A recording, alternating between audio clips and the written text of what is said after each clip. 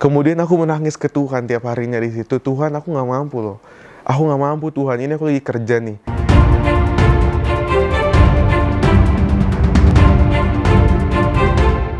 Hai, nama aku Rifan Lumangkun, dan saat ini Anda sementara menyaksikan Moving Motivation and Living. Ketika aku tamat di tahun 2020, mengambil jurusan IT, pada saat itu, aku tuh menyadari bahwa sepertinya kemampuanku itu tidak dalam hal mengoding atau dalam dunia programming. Aku lebih suka ke tampilan, atau yang biasa dibilang tuh desain UI UX atau data scientist, itu seperti itu yang aku suka. Tapi di situ aku tahu bahwa ya udah, karena baru tamat, jadi udah deh, cari-cari aja dulu apapun kerjanya, kita gas aja lah gitu. Waktu aku tamat di tahun 2020 itu, aku mencoba menerapkan pola hidupku yang baru, di mana aku tuh mencoba memiliki hubungan yang lebih dekat dengan Tuhan. Aku mencoba berdoa di tiap jam 9 pagi, jam 12 siang, jam 3 sore, jam 6 sore, dan juga jam 9 malam. Aku merasakan di situ bahwa ketika aku sudah berdoa seminggu, ya selama seminggu pertama, itu mulai berasa kedekatan aku sama Tuhan. Salah satu doa yang aku katakan ke Tuhan, salah satu permintaanku, aku bilang, Tuhan, aku mau cari kerja nih. Aku udah coba ngelamar-ngelamar di masa pandemi kayak gini, susah Tuhan cari kerjaan. Tapi biarlah dengan kuasa Tuhan, Tuhan bisa nunjukin ke aku pekerjaan mana yang cocok buat aku.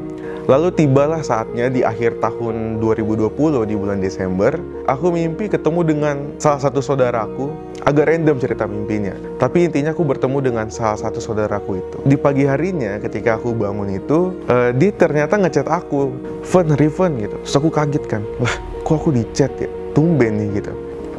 Kebetulan nih di kerjaan di kantorku lagi buka lowongan IT gitu, lagi cari programmer. Di situ aku kaget, programmer nih, aku tanya, iya programmer, gimana, tertarik nggak? Katanya, coba ya aku pikir-pikir dulu ya, ntar aku kabarin deh ntar malam, nggak bisa aku jawab sekarang gitu. Aku berdoa sama Tuhan, Tuhan apakah benar nih kerjaan ini ya yang Tuhan maksud? Aku tahu Tuhan, aku tuh nggak mampu di programmer ini Tuhan. Tapi pada akhirnya aku memutuskan lah, kata hatiku bilang, ambil aja, ambil gitu.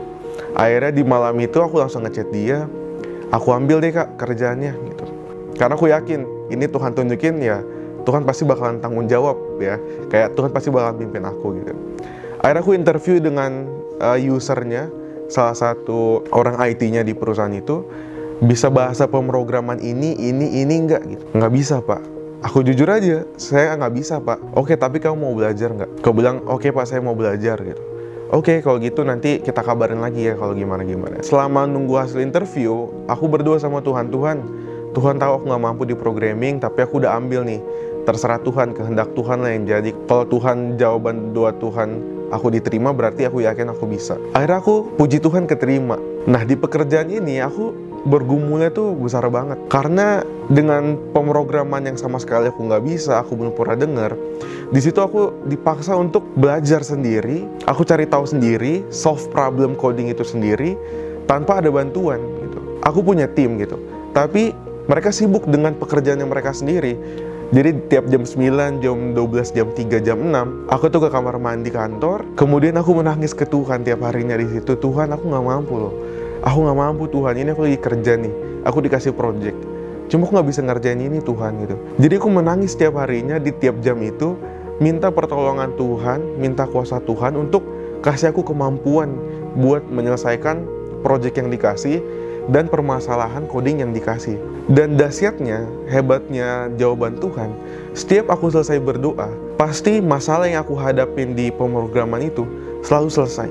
Dan entah gimana caranya, Tuhan buat otak aku bekerja lagi, Tuhan tunjukin kuasanya, aku bisa selesain masalah itu tiap harinya satu persatu dengan bantuan Tuhan. Aku bergabung di salah satu komunitas di Telegram tentang bahasa pemrograman ini. Aku merasa bahwa Tuhan menuntun aku join ke grup Telegram itu. Kemudian aku bertemu dengan adik tingkat yang aku nggak kenal, tapi pada akhirnya dia ngebantu aku dalam mengerjakan kerjaan aku itu.